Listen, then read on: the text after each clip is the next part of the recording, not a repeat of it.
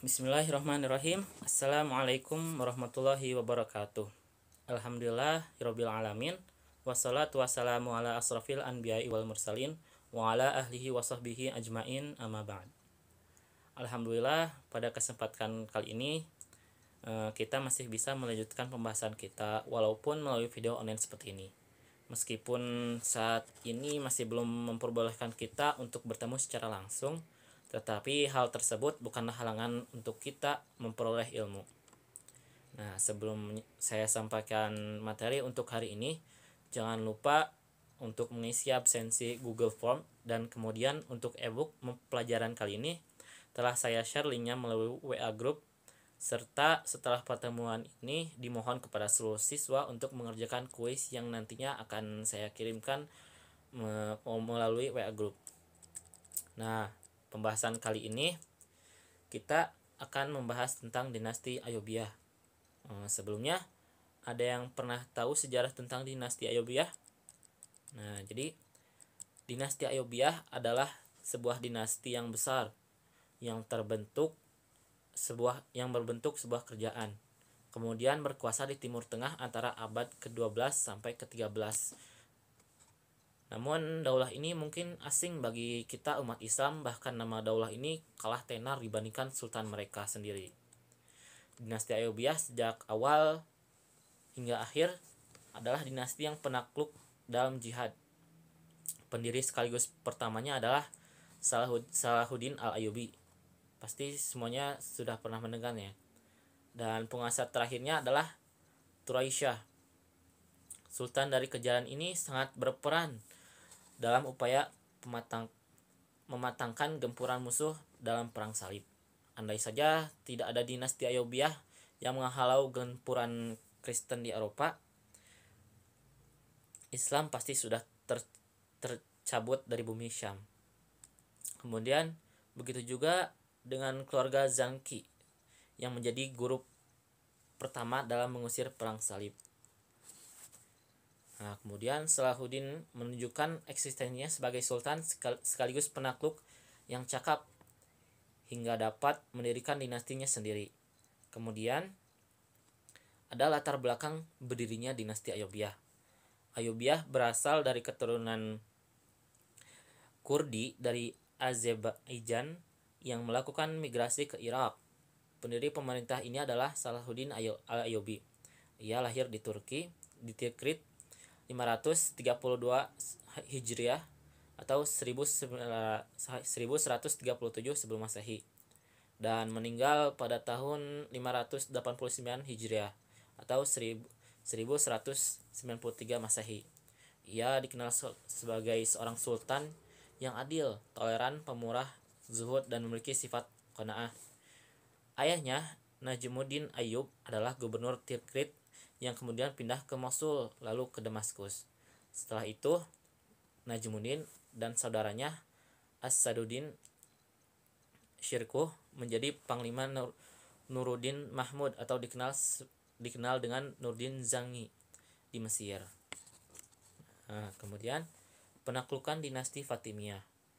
Periode pertama berawal dari konflik internal antara Khalifah Fatimiyah yang terakhir Al-Adid dengan menterinya Sawar yang berhasil menjatuhkan kekuasaan Al-Adid. Tindakan ini membawa kebencian pihak lain yang juga mengincar kedudukan wazir. Digram bersama penduduknya berhasil menjatuhkan Sawar. Digram menjadi wazir dan Sawar melarikan diri ke Syria. Kepada Nasruddin Zangi, penguasa Saljuk di Syria pada waktu itu, Sawar menawarkan kerjasama untuk merebut kedudukannya kembali. Ia berjanji usahanya berhasil, ia akan membayar upeti dan membagi hasilnya. Nuruddin memerintahkan panglima perangnya, As-Saduddin Syirkuh, untuk berangkat ke Mesir dan merebut kekuasaan Dirgham. Dengan bantuan ini, Sarwan berhasil menjadi wazir. Setelah kedudukannya aman, ia berusaha mengkhianati perjanjiannya dengan Nuruddin dan mengadakan konspirasi baru dengan Merik dalam upaya mengusir As-Saduddin Syirkuh dari Mesir dengan janji yang sama. Usahanya pun berhasil mengusir Syirkuh. Tindakan Sawah inilah yang membawa kehancuran bagi dinasti Fatimiyah. Bermula dari sini, tentara Salib menjarah Mesir. Nasruddin segera mengirimkan tentaranya ke Mesir di bawah pimpinan Sirkhuh dan Salahuddin. Pada akhirnya terjadilah pertempuran antara pihak Islam dan Salib untuk merebut Mesir. Nah, pada tahun 564 Hijriah atau 1169 Masehi, Sirkhuh dan pasukannya dapat menghalau antara tentara Salib sekaligus dapat menguasai Mesir dan diangkat menjadi wazir. Sirkhuh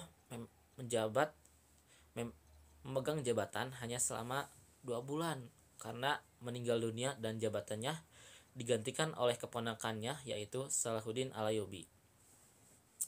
Salahuddin sebenarnya mulai menguasai Mesir pada tahun 564 Hijriah. Akan tetapi baru dapat menghapuskan kekuasaan Daulah Fatimiyah pada tahun 567 Hijriah. Nah, dalam masa 3 tahun itu, ia menjadi penguasa penuh, namun tetap tunduk kepada Nuruddin Zangi dan tetap mengakui kekhalifahan Daulah Fatimiyah. Nah, tantangan yang dihadapi oleh dinasti Ayyubiyah. Pada sultan yang pertama sekaligus pendiri dinasti, tantangan yang dihadapi Salahuddin pasca menjadi sultan adalah menguasai perhatiannya untuk menyerang Yerusalem, yang mana ribuan rakyat muslim dibantai oleh pasukan salib Kristen. Setelah mendekati kota ini, Salahuddin segera menyampaikan perintah agar seluruh pasukan salib di Yerusalem menyerah. Perintah Salahuddin sama sekali tidak dihiraukan, sehingga Salahuddin berjanji untuk membalas dendam atas pembantaian ribuan warga muslim. Setelah terjadi beberapa kali pengempungan, pasukan salib kehilangan semangat tempurnya dan memohon damai dengan Salahuddin. Karena kemurahan hati sang sultan, permintaan damai pun diterima. Akhirnya Yerusalem dapat direbut kembali dan warga muslim dan non-muslim hidup berdampingan dengan damai. Jatuhnya Yerusalem dalam kekuasaan kaum muslimin menimbulkan keprihatinan besar di kalangan tokoh-tokoh Kristen. Seluruh penguasa negeri Kristen di Eropa berusaha menggerakkan pasukan salib lagi. Ribuan pasukan Kristen berbondong-bondong menuju Trier untuk berjuang mengembalikan kekuasaan mereka yang hilang. Seluruh kekuatan salib berkumpul di Trier. Mereka segera bergerak mengepung Ars. Segera Salahuddin menyusun strategi pada saat itu untuk menghadapi pasukan salib. Ia menetapkan strategi bertahan di dalam negeri dengan membagikan saran para amir dan mengambil sikap yang kurang tepat sehingga Salahuddin terdesak dan kepayangan oleh pasukan salib. Dan akhirnya Salahuddin mengajukan tawaran damai. Namun sang raja tidak mempunyai balas budi ini menolak tawaran Salahuddin dan membantai pasukan muslim secara kejam. Setelah berhasil merebut Ers, pasukan salib beranjak menuju Askalon dipimpin oleh Jenderal Richard. Bersama dengan itu, Salahuddin sedang mengarahkan operasi pasukan dan tiba di Ascalon lebih awal. Ketika tiba di Ascalon, Richard mendapatkan kota ini sudah dikuasai pasukan Salahuddin. Mereka tidak berdaya mengepung kota ini. Richard mengirimkan delegasi perdamaian terhadap Salahuddin. Atas kemurahan hatinya sang sultan, tawaran damai tersebut diterima dengan kesepakatan bahwa antara pihak muslim dan pasukan salib wilayah keduanya belah pihak saling tidak menyerang dan menjamin keamanan. Jadi perjanjian damai yang menghasilkan kesepakatan ini mengakhiri perang salib ketiga. Kemudian Salahuddin meninggal pada tahun 1193 sebelum Masehi. Nah, Kemudian ada kemajuan peradaban pada dinasti Ayyubiyah. Yang pertama ada kemajuan di bidang pendidikan dan arsitektur. Penguasa Ayyubiyah telah menjadikan Damaskus sebagai kota pendidikan. Ini ditandai dibangunnya Madrasah As-Saniyah pada tahun 1239 sebelum Masehi. Nah, sebagai pusat pengajaran 4 mazhab hukum dalam sebuah lembaga madrasah, selama pemerintahannya, masyarakat Hijaz juga bisa merasakan pendidikan di sekolah yang seperti Madrasah Gagasan Salahuddin. Di samping mendirikan sejumlah sekolah, Salahuddin juga membangun 2 rumah sakit. Sedangkan dalam bidang arsitektur dapat dilihat pada monumen bangsa Arab. Bangunan masjid di Beirut yang mirip gereja serta istana-istana dibangun menyerupai gereja. Kemudian yang kedua ada bidang filsafat dan keilmuan. Bukti konkret adalah The Art of Bath yang telah diterjemahkan karya-karya orang Arab tentang astronomi dan geometri. Kemudian penerjemah bidang kedokteran. Di bidang kedokteran telah didirikan sebuah rumah sakit bagi orang yang cacat dan cacat pikiran. Nah, kemudian kemajuan selanjutnya adalah bidang industri. Kemajuan di bidang industri ini dibuktikan dengan dibuatnya kincir oleh seorang Syria yang lebih canggih dibanding buatan orang barat. Terdapat pabrik karet, pabrik kain, dan pabrik gelas. Di samping itu, adanya perang salib telah membawa dampak positif, keuntungan di bidang industri, perdagangan, dan intelektual, misalnya dengan adanya irigasi. Nah, kemajuan selanjutnya ada di bidang militer. Selain memiliki alat-alat perang seperti kuda, pedang, panah, dan sebagainya, Salahuddin juga memiliki burung elang sebagai kepala burung-burung dalam peperangan. Ia juga membina kekuatan militer yang tangguh dan perekonomian yang bekerja sama dengan penguasaan muslim di kawasan lain. Ia juga membangun tembok kota sebagai benteng pertahanan di Kairo dan Bukit Mokatam. Pasukannya juga diperkuat oleh pasukan barbar Turki dan Afrika. Nah, yang terakhir ada di bidang perdagangan. Dalam hal perekonomian, dinasti bekerja sama dengan pasukan muslim di wilayah lain. Di samping itu, ia juga mengalahkan perdagangan dengan kota-kota di Laut Tengah, Lautan Hindia, dan menyempurnakan sistem perpajakan. Pada bidang perdagangan, dinasti ini membawa pengaruh bagi Eropa.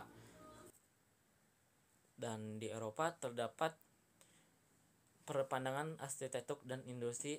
Hal ini menimbulkan perdagangan internasional melalui jalur laut. Sejak saat itu, dunia ekonomi dan perubahan perdagangan sudah menggunakan sistem kredit bank.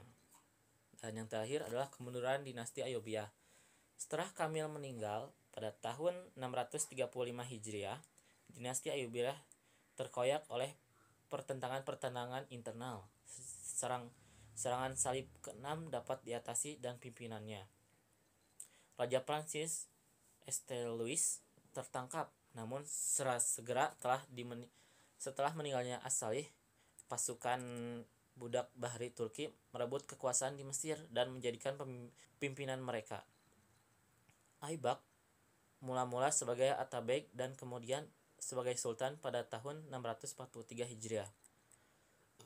Pada pemerintahan Al-Malik As-Salih, lebih dari 100.000 orang pasukan salib yang dipimpin Louis IX bertolak menuju Dimyat dan berhasil menguasainya. Saat itu Al-Malik As-Salih tengah sakit keras. Istrinya Syajarah Al-Adur mengirim surat kepada anaknya agar pulang ke Mesir. Ketika Malik As-Salih wafat, Syajarah Al-Adur merahasiakan dan menerbitkan sejumlah perintah resmi dengan memasukkan tanda tangan Al-Malik. Ia lalu mengumpulkan semua petinggi militer pemerintahan untuk segera membaiat Tarwiyah. Dan setelah kokoh duduk di kursi kekuasaan dan berhasil mengusir pasukan salib, Turan Syah memaksa ibunya untuk menyerahkan harta peninggalan Al-Malik As-Saleh. Turan Syah juga mengancam eksistensi kaum Mamalik.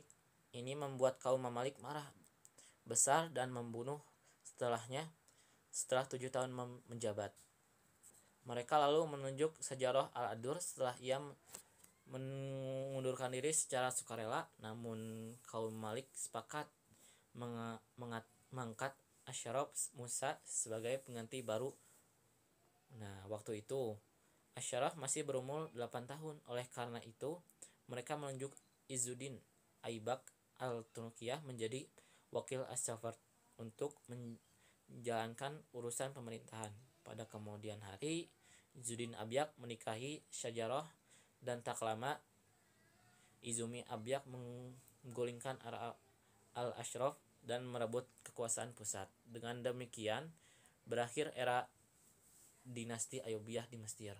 Tak lama kemudian, dinasti Ayyubiyah di Syam juga tunduk di bawah kekuasaan kaum Mamaliki. Nah, jadi Ayyubiyah ini berasal dari keturunan Kurdi dari Azabiyah yang menaklukkan migrasi ke Irak. Kemudian penyebab dari keturunan dinasti Ayyubiyah adalah selain dari faktor internal juga dari faktor eksternal. Faktor internal dari keruntuhan Ayyubiyah ini adalah adanya perselisihan di kalangan keluarga dan merebutkan wilayah kekuasaan. Sedangkan faktor eksternalnya keturunan Ayyubiyah adalah karena serangan bangsa Mongol dan dinasti Ayyubiyah. Dan mungkin hanya cukup sekian penjelasan yang bisa saya sampaikan, dan jangan lupa untuk mengisi kuis dan soal yang nanti bakalan saya kirimkan melalui WA group. Dan sekian yang dapat saya sampaikan, kurang lebihnya mohon maaf. Wassalamualaikum warahmatullahi wabarakatuh.